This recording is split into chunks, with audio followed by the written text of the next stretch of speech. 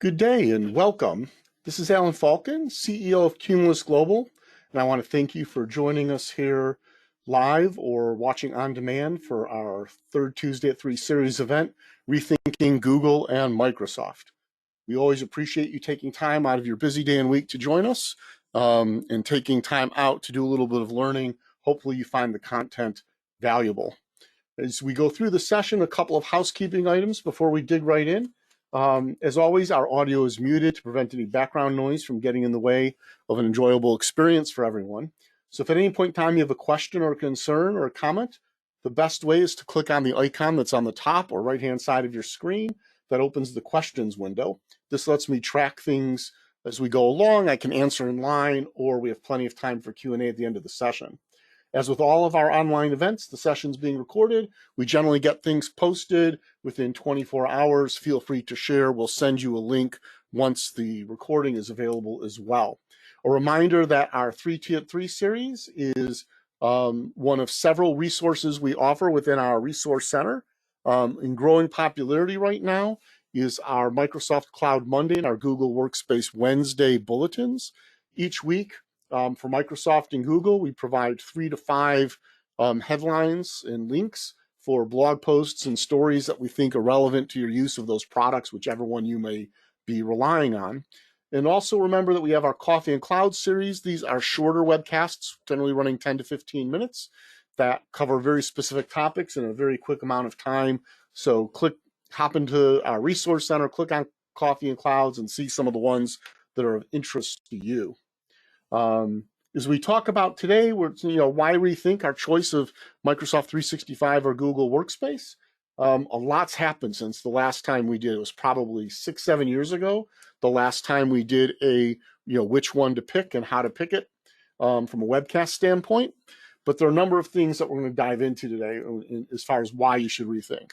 One, we'll talk about the level of productivity suite parity. Many people chose Microsoft 365 or Google Workspace because of features that were available that weren't in the other system. There are still some differences in philosophy, focus, and capabilities. We'll cover some of the highlights there.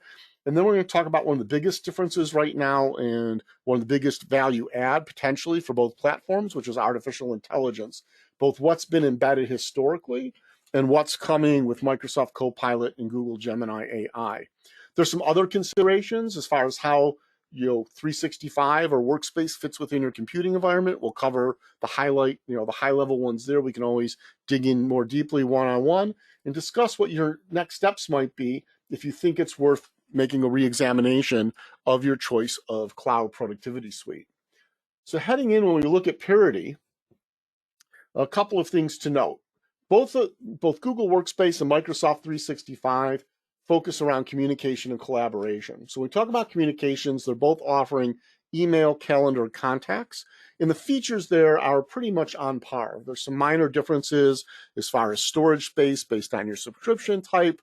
But both of the calendars, for example, automatically can include meeting links for audio and video conferencing. If you have those enabled in part of your environment, both have the ability to find availability of folks folks who you're inviting to a meeting in the calendar side. And on the contact side, both are really personal contact managers. Microsoft 365 is a little more features as far as contact sharing and administrative contacts. Both offer both one-to-one messaging through chat feature in Google Workspace Teams in Microsoft 365.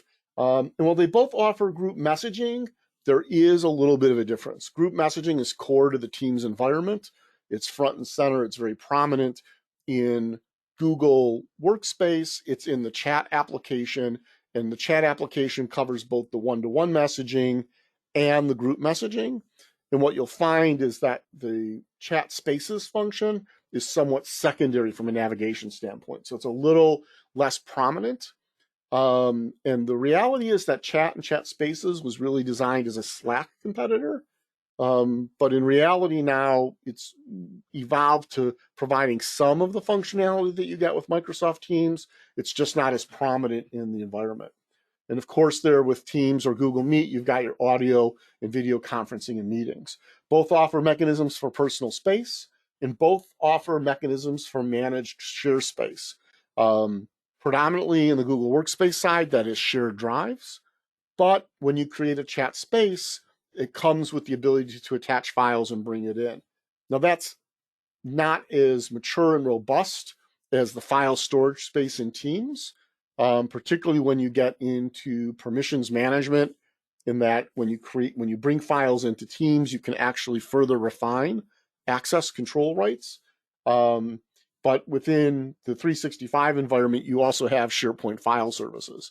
And it's important to note that, because OneDrive, Teams, and SharePoint all use the same file infrastructure, if you're using a desktop agent, so you're using Drive for desktop, you have the ability to connect not only to your OneDrive, but your SharePoint file services, as well as files and folders stored in your various teams that you have permissions to. On the Google Workspace side, you have Drive for desktop. That'll connect you to effectively create a G drive or another letter drive in your Windows environment, from which you can move into My Drive or your shared drive spaces. You don't yet have access through that interface to the chat spaces. And so there's some minor differences there, but pretty much on par with each other. We continue looking at the collaboration side into the productivity tools, and we look at collaboration spaces. And the big collaboration space now in Microsoft 365 is Teams. SharePoint is still there, and it's mature, it's well developed. Most people have moved off the physical SharePoint servers into the cloud version of SharePoint sites, but Teams is really front and center. It's where Microsoft has really designed how its workload is going to be managed, how teams are going to work together, pun intended, by Microsoft, I'm sure. You can use it for project-oriented work, as well as more streamlined work or traditional processes. In the collaboration space on Google Workspace, you have sites not as robust and flexible as SharePoint sites, limited as far as what widgets and types of things you can bring in. There are some good third-party tools out there, but we're really trying to focus here on the productivity suites themselves. And again, chat spaces really built out as a Slack competitor. So it creates a group chat area in which you can bring in files and store them. And you also have in both the Teams and the chat spaces some ability to bring in additional applications and integrate. In the Google Workspace environment, chat spaces apps have to be built specifically to tie in. Teams can have applications that are built specifically to integrate with Teams, or they can provide a window in which you can run other applications. Both platforms, as we know, have editors.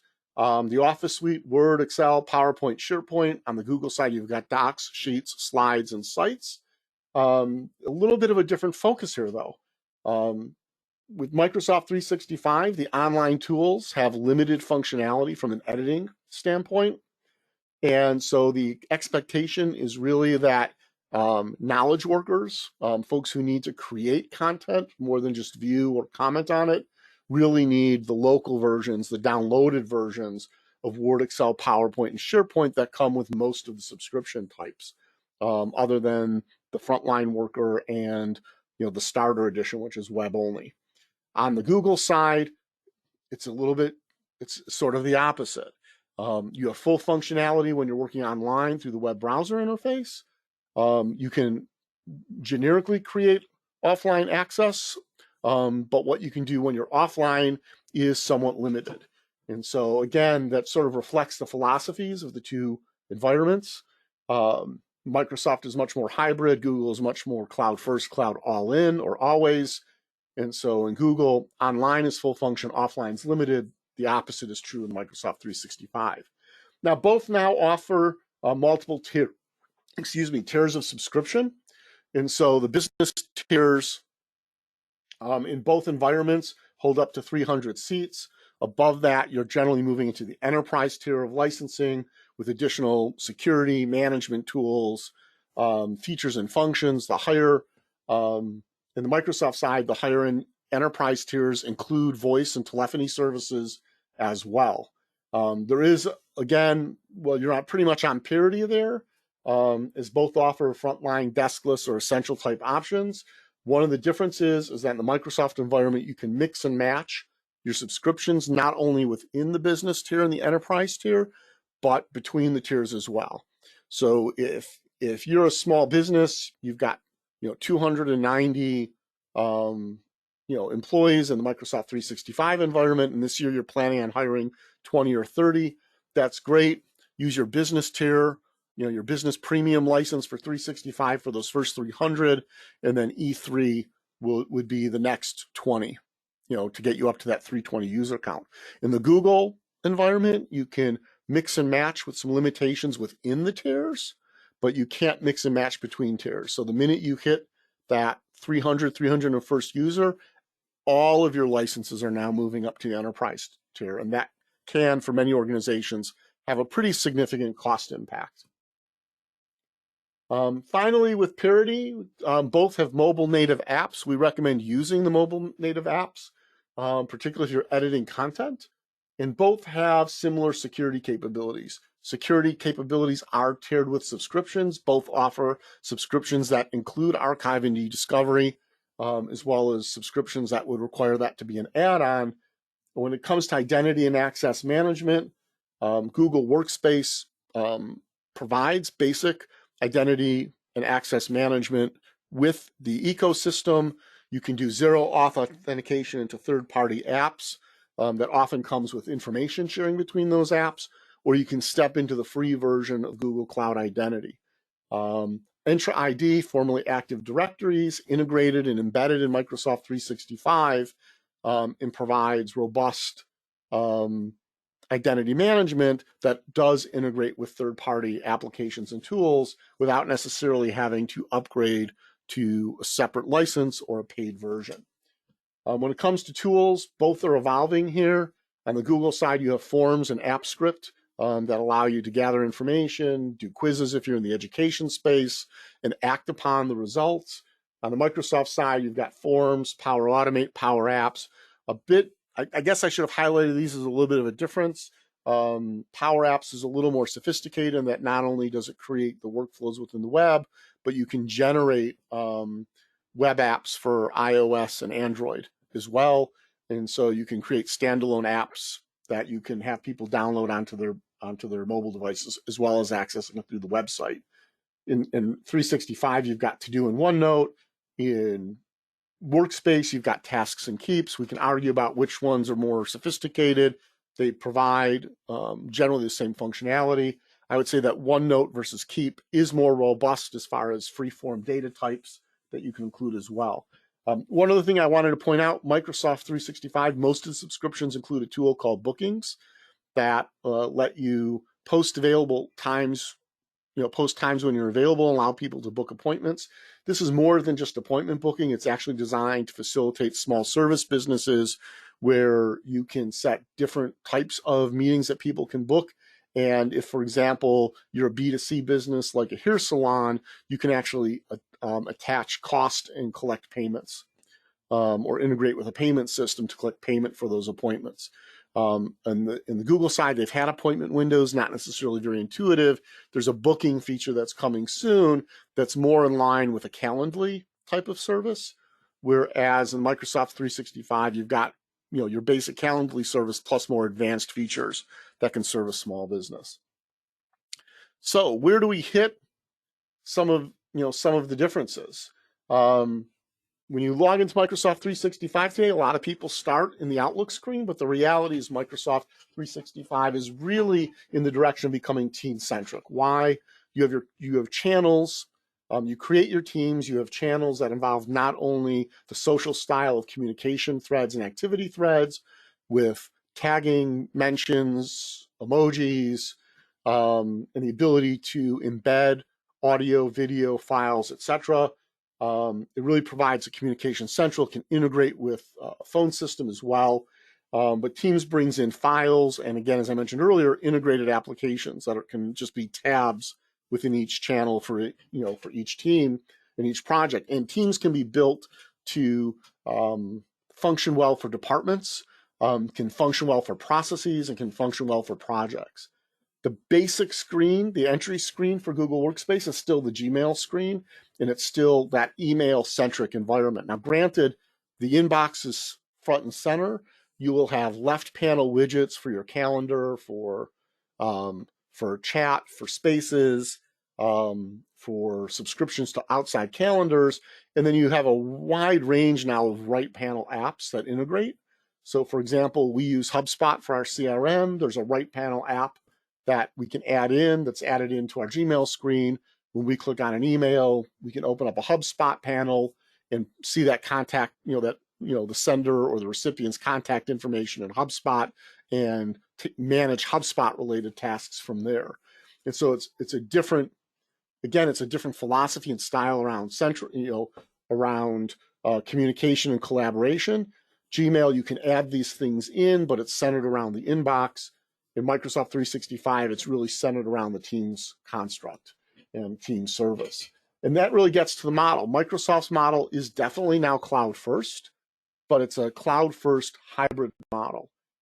Provide a highly integrated ecosystem, bring in third-party integrations, but the assumption is that you're cloud first, but there's certain functions that are still going to run locally on your end user device, whether that's iOS, Windows, Android, whatever operating system you have on that, Linux you've had on that device. For the iOS and Android and Windows work, Microsoft is now functionally equivalent. They see they're device agnostic there. But the expectation is you do have Office installed on your Mac OS or your Windows device as your primary end user device. The Google model has always been cloud first, and it still remains cloud all in. The ecosystem that Google provides is a little more limited, so a much higher expectation for third-party integrations. And again, Google would like, with Cloud Identity, whether it's the free version or the enhanced paid version, to manage the identity and access management across all of the cloud apps you integrate. And so this gets into the decision process pretty significantly, and we'll talk about that in a little bit. Security, as I mentioned earlier, it's tiered with subscriptions. Both include licenses that have archive and e-discovery.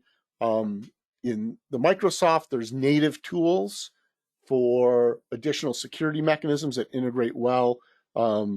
Generally the Defender product line, if you will, and Purview, all part of the compliance package, which integrates your advanced threat protection for inbound email with your endpoint protection for your devices and for your cloud stored data, as well as outgoing encryption. On the Google side, advanced threat protection and email encryption are going to happen with beyond TLS, message level encryption specifically, are going to happen with third-party products. And so the security footprint available within Microsoft 365 is significantly broader than what's in with the Google Workspace. So on the Google Workspace side, we tend to integrate multiple products to accomplish what can be accomplished with Microsoft 365 natively with the right subscription cost.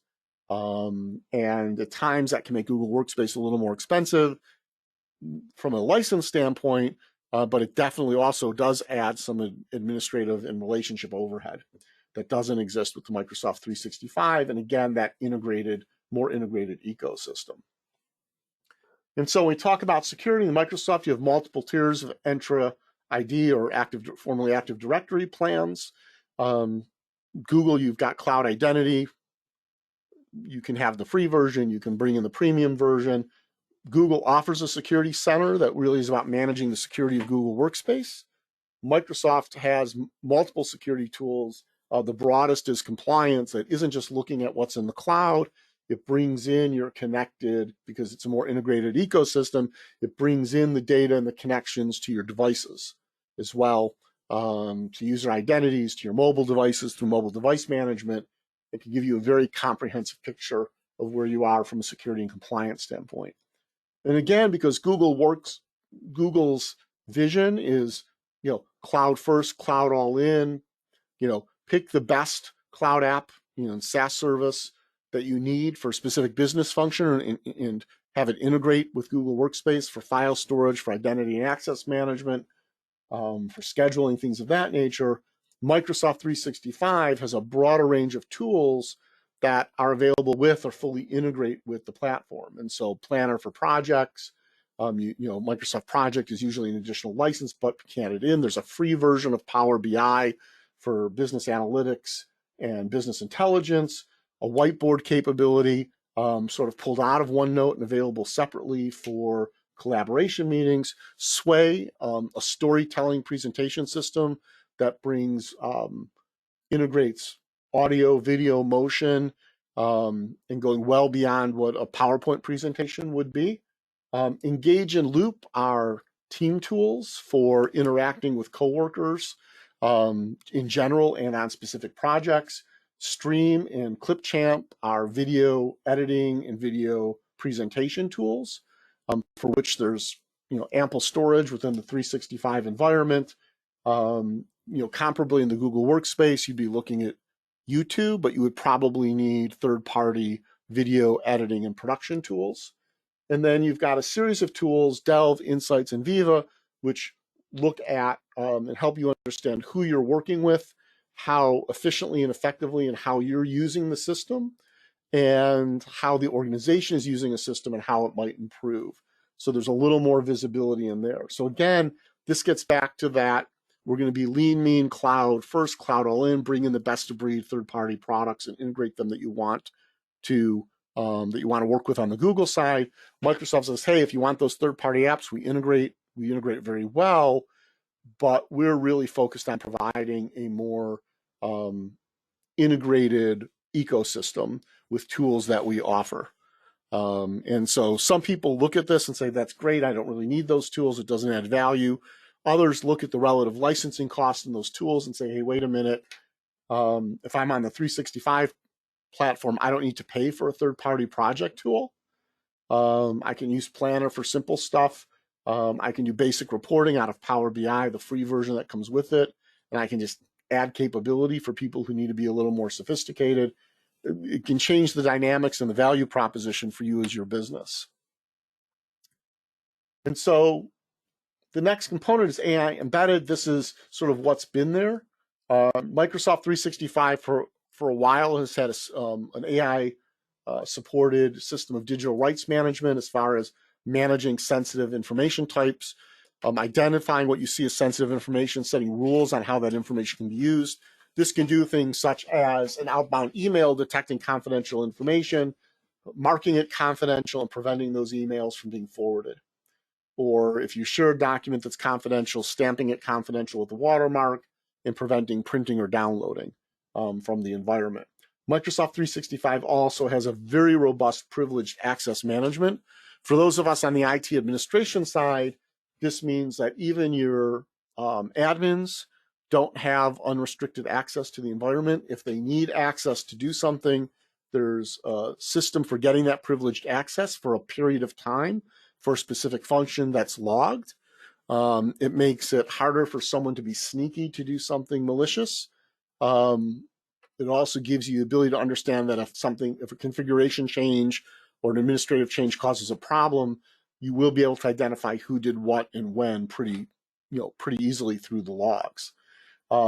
Day-to-day end user stuff, Google Workspace has had type ahead, which is AI supported, common based on your communication style, common ways you might finish a sentence or a phrase.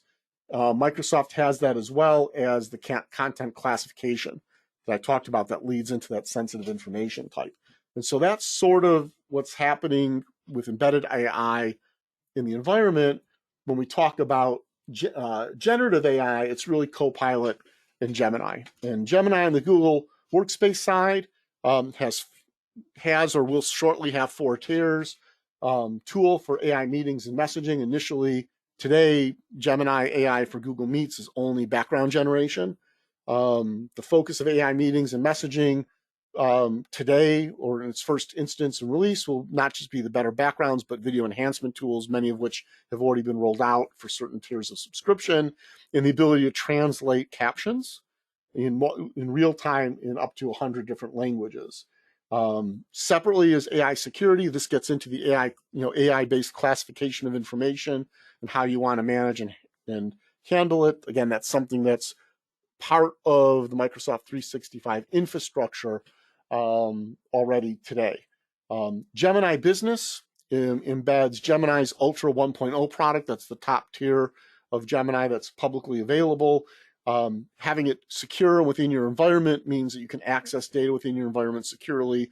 Your prompts and your results are not being used to train the engine outside of your internal corporate use. And so it's a private, secure use of Gemini AI that'll comply with your non-disclosure and your confidentiality agreements. At the business tier, it has usage limits. And the focus in apps right now is the ability to write and proofread in docs, organize data and smart fill in sheets, fairly limited in scope. The Enterprise Edition sort of combines Gemini Business, meetings and messaging and AI, and has unlimited usage, where there are usage credits that can run out on a per user per month basis in Gemini Business. In comparison to Microsoft Copilot 365, gives you generative AI in all of the Office Suite apps. That generative AI is both text and images. Not only do you have the ability to proofread, you can edit, you can summarize, you can alter tone, and you can access other files and content. So for example, you can create a prompt in Copilot that says, please, look at this file, which is my meeting notes, and identify all the action items and all the resolved issues. And Copilot will be able behind the scenes to open that file, do the analysis, and give you the results back. Gemini AI isn't there yet. In meetings, the beyond better backgrounds and translated captions. On Copilot side, the embedded with Teams meetings, you have the ability to capture content from the meetings, analyze it and summarize it. This can be action items, it can be resolved issues, it can be by person. Even to the point that if you have if you have the 360-degree camera system for a meeting room, for a conference room connected with your Teams meetings, that camera will scan the audience and, if possible, identify who's who, and your transcription of the meeting will not just capture who said what remotely, where people have identified themselves by logging in, but using visual identity and other cues will identify the speakers in who gets the focus of the camera as conversations happen. So you'll capture who said what in the room and or remotely, which is pretty impressive to see in person. You also have the ability to summarize at mentions in Teams, so you can ask questions like, "Hey, give me a summary of all of the information requests sent to me over the last several days to catch up." You can also summarize emails about a specific topic and say, "Hey, summarize all the emails I've received on this topic over the last week, or summarize any action items that this individual has sent me." You've got that ability to look beyond just helping you write. And so Google Workspace Gemini AI is still predominantly generative, and I'm going to help you write, I'm going to help you proofread, whereas we've got much more sophisticated abilities with Copilot with respect to looking up existing information, summarizing, collating it, and making it usable. You can also, when you look across Teams and your inbox, you can organize and assess communications from specific people or groups of people. And so there's a lot more power. People ask me, how far ahead is, Copilot compared to Gemini AI? Now, granted, I see a lot of potential. We see a lot of potential for Gemini AI and Google Workspace. And some of the things in Microsoft Copilot are in alpha or are said to be coming soon. We don't have any dates on when those will hit alpha, beta, and release. So my estimate, our sort of finger in the ear, get the wind, is that Microsoft has a significant lead here in the use of AI capabilities and the integration of AI capabilities in the environment. We're seeing, aggressively, Google could catch up in 6 months. Realistically, we're thinking it's 12 to 18 months, getting to where Microsoft is today with Copilot. And of course, Microsoft has a roadmap and is continuing to enhance features and function of the Copilot service as a standalone app within Microsoft 365, as well as the embedded features within each of the editors and the other tools in the environment. And so we're actually seeing small, mid-sized companies with a desire to really start leveraging AI to help people work more productively and efficiently, considering or moving from Google Workspace to Microsoft 365 to get those additional capabilities on the A front. Now, beyond the purity, beyond the differences, beyond AI, there's some other considerations. You don't use Microsoft 365 or Google Workspace in a vacuum. So think about what other tools you use, you want to use, or you need to use, right? And why is that? Because a surprisingly significant percentage of folks on Google Workspace are still using the desktop version of Microsoft Office. They're doing it because they're used to it, and they can do so and use MyDrive and Share Drives to share those documents. They're doing it because the majority of the documents they're sharing with people outside their company need to be in those formats. And even though the fidelity of translation is pretty good, it's still a bit of an extra step. And at times it can be awkward to do the conversion and deconversion. And what you can edit, if someone sends you a Word doc, you can open and edit with Google Docs natively, but you lose some capabilities there, particularly around track changes and change bars. And so people find that they may still need those desktop apps. Companies might be running business apps and systems using SQL Server. The advantage there on the Microsoft side is that with Power BI, you've got a reporting tool embedded that's integrated into the environment. You can also pull data out and run it through scripts using Flow, whereas in the Google Workspace environment, yep, you can run that SQL Server-based app in GCP, but you'll need a third-party tool to do reporting, business analytics, and business intelligence out of it. And so companies that are looking to get started with business intelligence and analytics, the inclusion of Power BI is great. The free version's enough to get most people started with a simple 2 or 3 factor dashboard and build it out. They can go to the paid version and the paid subscriptions as they need it. Additionally, you might find that that your line of business apps, whether it's process automation, CRM, marketing, sales, or service, are designed or able to integrate with one system or the other more easily. Certainly some have preferences. Many are agnostic, right? So there was a time when people said, gee, I'm using XYZ CRM system. It's really built and integrates well with Google Workspace. Today, there's a good chance that it integrates just as well with Microsoft 365 and vice versa. It also gets into how you share information externally. And here, both systems have mechanisms to share information externally. Oftentimes, it's the file format of attachments or links you're sending. When you're sending links, you've got different security mechanisms for external sharing and how people can identify themselves.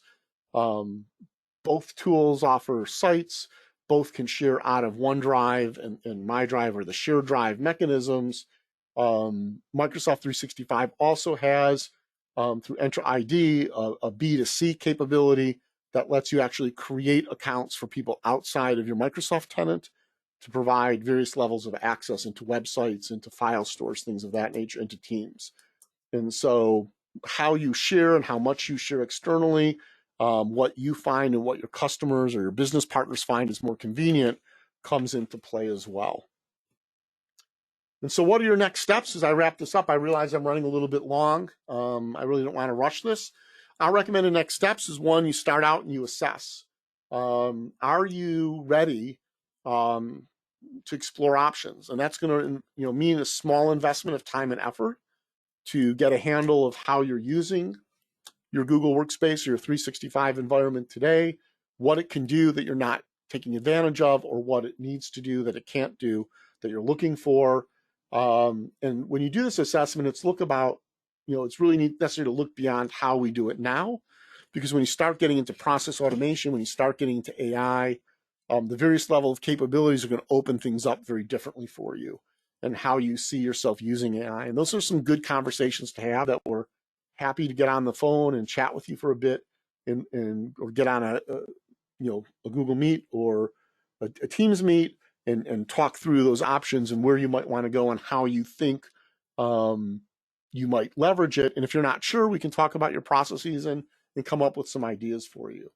Next is the planning process. Evaluate your options.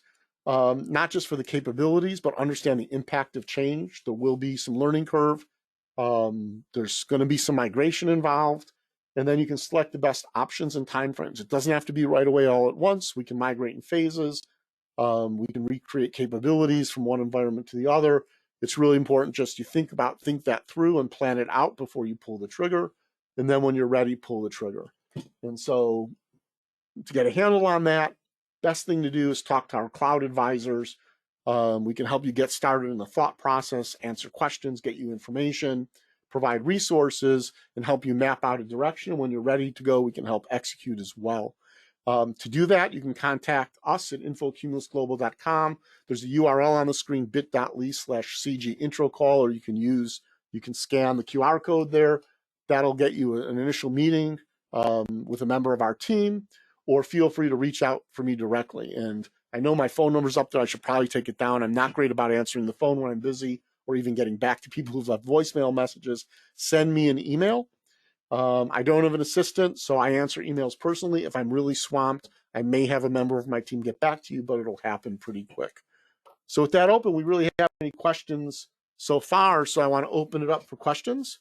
While I do, I'm actually going to head to the closeout slide. I generally stop the recording for the Q&A, so at this point, I want to thank folks who are watching this on demand. If you have any questions, please reach out.